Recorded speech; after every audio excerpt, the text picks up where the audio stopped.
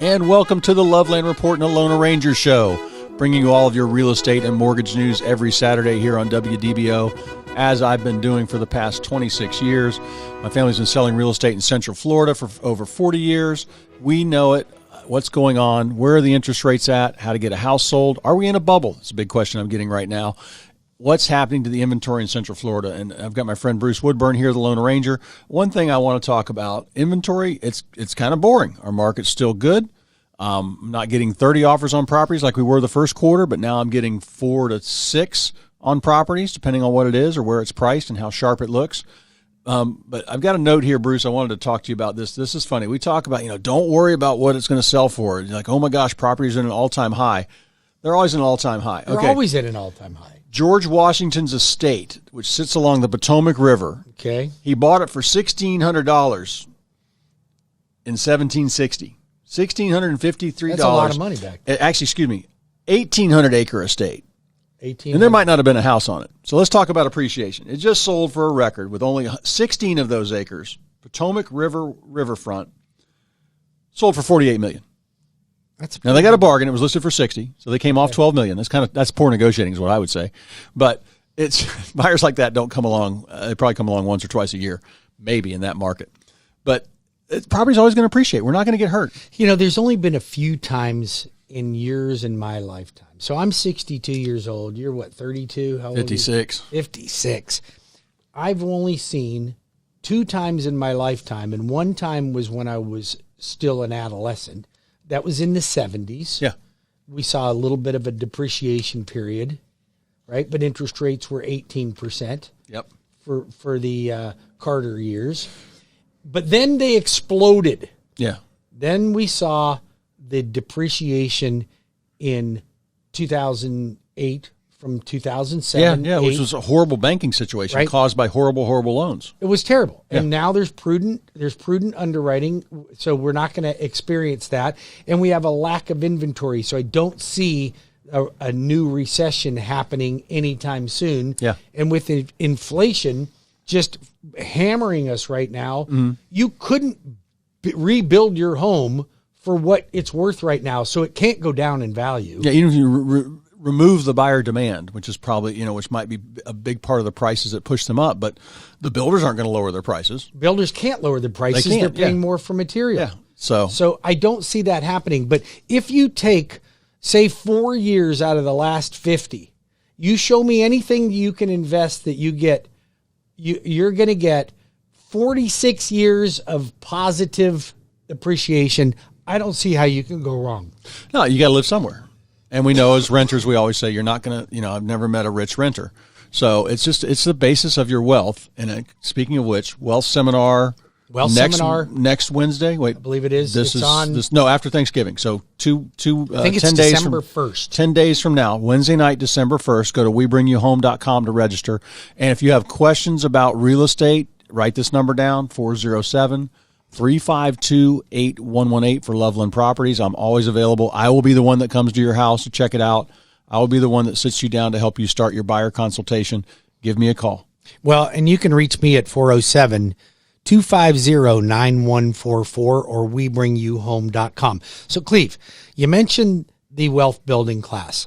This is, if you are considering buying a home, if you want to invest in real estate, there are classes that you can attend on a weekend that run between $700 and $1,500 for these classes, right? Why would you do that? So why would you do that? I know you. Yeah. Cleve's looking at me out of the side of his eye going, why would anybody do that? But they do it all the time. Yeah. And you and I see people that do that all the time. Yep.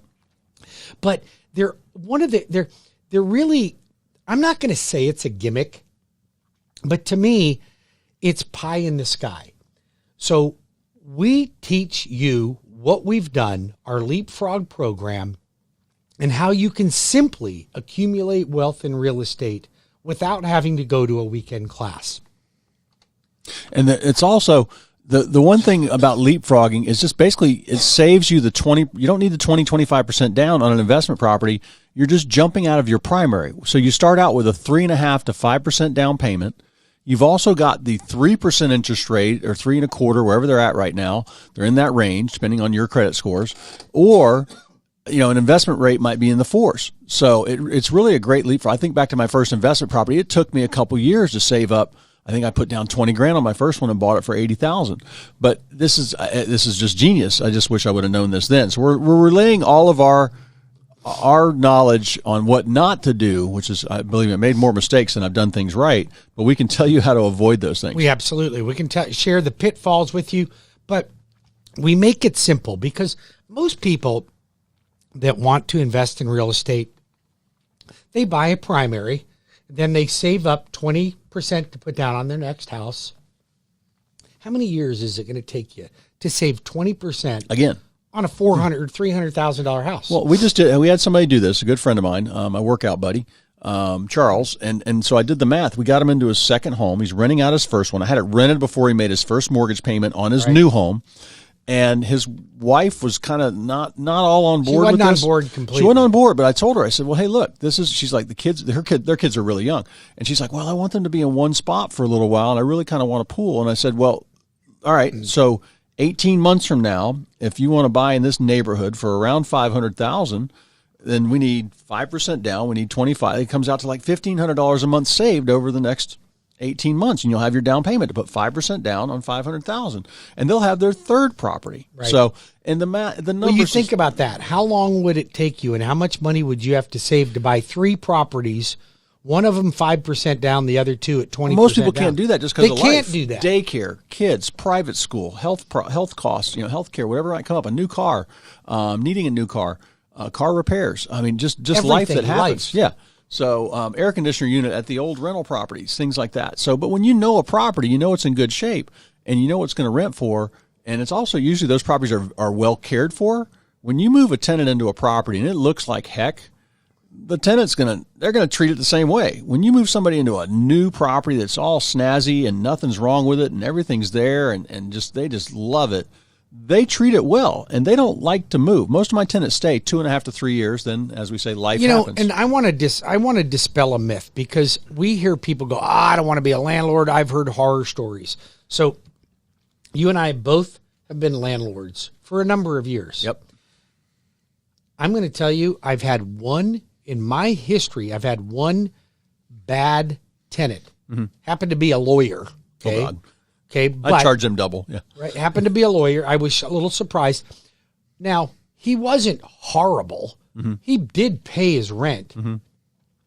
But his kid would, stash beer cans behind the fence and, kind of trashed a little bit. But it wasn't a horrible experience. I wouldn't say I wouldn't do that again. So all you have to do is vet them. You can do property management. I do the management, and it's all about enforcing the lease and the right person up front. And you don't have those issues. Now, what I will see sometimes is the person paying $2,500 a month is different from the person paying $1,400 a month. The $2,500 a month tenant wants things to be right, and you want to fix things immediately, and that keeps them happy, just like they're at the Ritz-Carlton. Right. Now, we're not going to come in and paint the walls, their favorite color of chartreuse to match their eyes or whatever, but or match their eyes. I don't even know, whatever. But when the lease is your binding document, the lease is your guidelines. It's your rails, like when you go bowling, those little bumper rails there, so you don't get a gutter ball. The lease guides you on that. And you got to know when to say no and say, sorry, that's not going to happen. Or yes, you do owe the late fee, even though you paid on the 6th instead of the 5th. Right. All those things. That's what we do as managers. And the owners, it's passive. Let's call it semi-passive income for the owners, for the landlords. Sure. Well, and if you'd like to get into our class, I can tell you one thing. And it's a Zoom class, 6 o'clock, December 1st. You must go to WeBringYouHome.com. If you do not own a home yet, you should. It'd be a big mistake not to get in this class. Yeah. And we only have 100 seats available. Yep. If you own a home and you want to see what does it take to become an investor in real estate, the easiest possible way with the least amount of money, then this is a no-brainer class for you. Yeah. Now, listen, I know that people find the class valuable when they get in it because we don't have people leaving the class halfway through the class. Yeah, it's full at the end. Yeah. I mean, I'm watching you on there, and they're not leaving. Yep. They're sticking with it because it's heavy content. You must download information in advance. This is a work-through class, but it's only, what do we take, about an hour and 15 minutes? Yeah. About an hour and 15 minutes, and it's a life changer. If you're truly interested in changing your life, retiring as a millionaire, I'll show you how to do it. Just go to WeBringYouHome.com. Bruce, yes. I got a question for you on cash buyers and how I've been a bunch of emails on this. It's got some stats here showing there's more cash buyers this year than last year. Okay. But you can make people with a mortgage look better than cash just about in offers. You mean when it's coming to an offer? My cash offers I get, when I get multiple offers on a property, the cash offers tend to be let's say they're 3 to 5% lower than the other offers. Tell people how you can make sure your offer looks just about as good as cash. First of all, don't settle with a qualification or a pre-approval letter from your lender. Come to me. I'll get you a full loan approval, meaning it's already underwritten. It's underwritten to the point where I will call on your behalf. If you're my client, and I only do this when you've given me 100% of the qualifying documents, as if you were already in contract. That means everything I ask for, you give me. But here's what I do. I will increase your odds in a multiple offer situation by up to 70%. First of all, I've already got a fully approved loan, so I know it's going to close. The only thing that would prevent me from closing is if you lost your job between the approval and the closing. Yep. I will call the listing agent, and I will guarantee the listing agent that I will pay their seller up to $500 a day for every day I miss the anybody closing. listening, any realtors listening, Bruce does that for me. I've never had another lender in my 30 years do that. And I will tell you, it's the difference in getting your buyer the home they want, becoming the winning offer. And we've even had offers, Bruce, where they went with us because of your phone call, even though our offer was a little bit lower than somebody else that bid. And they just said, we felt so much more confident with an actually absolute done deal. I agree. So if you're interested in that, get into the class. Now, I thought you were going in a different direction with that conversation.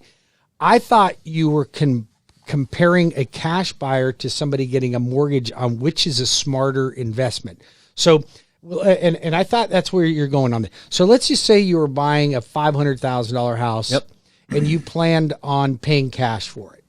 Yep. Okay. So now you're taking $500,000 out of your savings, your portfolio. Out of the savings. Yeah. Okay. Versus putting, say, 20% down, say $100,000, Yep. right? Yep. If that $500,000, if you were making, let's just say 15% interest on your money, right? You got $500,000 at 15%, you're making $75,000 a year, or that's what, $5,800 a month is what you're losing. Yeah. Your payment's not $5,800 a month on a $400,000 mortgage on a $500,000 house. $3,100? Yes, you'd be about $3,100, $3,200. So why would you take the money out of the market? And I'm doing loans still in the high 2s, low 3s, depending on your credit score. Yeah. Jumbo loans, I locked a client in on an $800,000 loan yesterday at 2.875% interest rate. No points. Wow. No points on a jumbo. Excellent credit. I mean, this is a no-brainer. I'm talking. You do this to me on the radio. Yeah, you do this to me on the radio, and I can't believe it. So then the other thing that I'm going to talk a little bit about jumbos when we come back from the next break. We got about another minute to go here. But when we come back from the next break, I'm going to tell you another reason to keep your money in the market. Don't put any more down than you have to qualify and keep your payment to a comfort zone. You can leave your money in the market because you can always put it down later. Yeah. You can recast your loan. Yeah. You could say, hey, you know what? I'm going to keep my money in the market. I'm making 15 to 20% on my investments. And when I quit making 15 to 20%, then I'm going to pay my mortgage down. Even if it's an average year in the market, the market's been great the past couple of years. Even if it's an average year in the market and you make 5 or 6, you still made 3% more than your interest rate.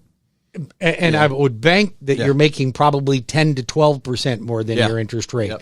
So when that changes and you're only making 3% in your investments or 6%, then you can put the money on the mortgage then, but don't do it right now. All right. We'll be back in 5 minutes with more of the Loveland Report and the Loner Ranger Radio Show. If you'd like to reach Cleve, he can be reached at 407-352-8118.